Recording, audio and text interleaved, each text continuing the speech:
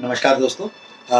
मेरा नाम प्रोफेसर कुलविंदर सिंह है और सीनियर सिटीजन्स के लिए एक जो सीरीज हम वर्ल्ड सीनियर सिटीजन्स मंथ पर बना रहे हैं, उसमें आज जो बात करेंगे वो नीड ऑफ रिटायरमेंट प्लानिंग, उसके ऊपर बात करेंगे। Why it is required. इनमें आपने दोस्तों अभी थोड़े दिन पहले 15 अगस्त में दिल्ली में सब जगह पतंगे उड़ती देखी होंगी। पतंग को देख के आपके दिमाग में अचानक से अगर कोई एक चीज आए तो वो है कि पतंग में जब तक डोर के साथ जुड़ी हुई है पतंग, तब तक वो आसमान की ऊंचाइयों को छूती है। जैसे ही वो कहीं कट जाए तो कहाँ जाके खत्म हो जाएगी, कुछ नहीं पता। जीवन की जो चीजें हैं वो भी कुछ इस तरीके से है। अगर आप पतंग को ये मान लीजिए कि वो आपकी फैमिली है और जो फ्लाई है, उड़ना है, वो आपकी जो भी आप एफर्ट्स कर रहे हैं वो है। और एयर जो एटमॉस्फेयर है, एयर है, वो एनवायरनमेंट है। और जो डोर है, वो डोर आप कह लीजिए आपके सोर्सेस है, आपके फाइनेंसेस है, आपका सिस्टम है। एंड हम उसमें नीचे खड़े हुए व्यक्ति हैं जिसके हाथ में ये पतंग है। अगर परिवार की पतंग आसमान की ऊंचाइयों पे लेके जाना चाहते हैं तो इसके लिए फाइनेंसेस का बहुत सुंदर तालमेल होना ही चाहिए। अगर कहीं ये कट गई तो फैमिली के लिए दिक्कत हो सकती है। दोस्तों, हम दवाइयाँ खरीद के लाते हैं तो उसमें हमेशा date of manufacturing and date of expiry लिखी होती है। लेकिन एक इंसान जब पैदा होता है ना, उसकी डेट ऑफ बर्थ तो कई प्रूफ मिल जाएंगे, लाइसेंस, डेट ऑफ बर्थ का सर्टिफिकेट और कई चीज़ें, पैन कार्ड वगैरह वगैरह वगैरह। लेकिन क्या एक व्यक्ति के लिए डेथ प्रूफ कोई होता है?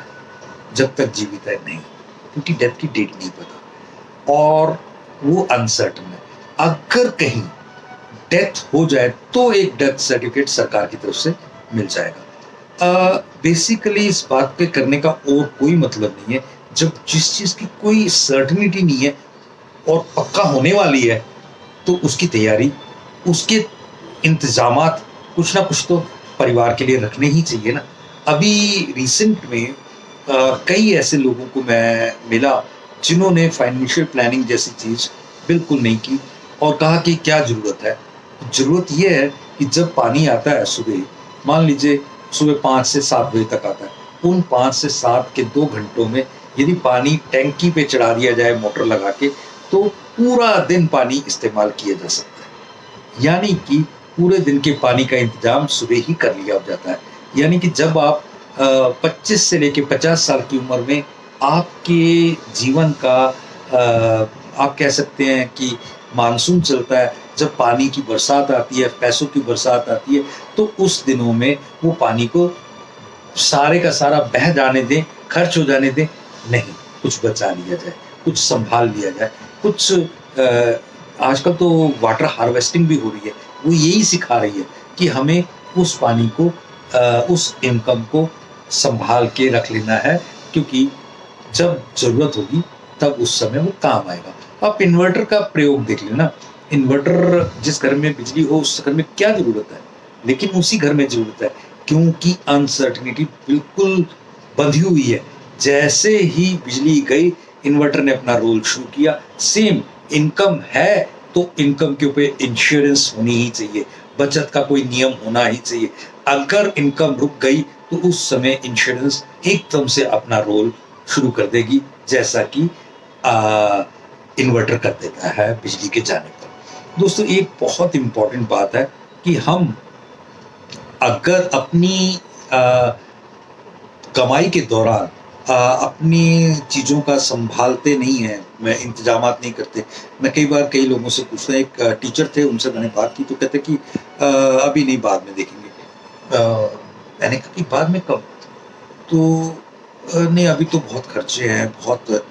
मैंने कहा एक बात बताएं, अभी आपके पास मान लीजिए 1 रुपए की इनकम है तो 60 पैसे 50 पैसे के खर्चे हैं, तो उसमें से कुछ चीज़ें अवॉइड करके बचा के कुछ सेविंग करना शुरू कर दे 10 या 20%, तो सब कुछ संभल जाएगा।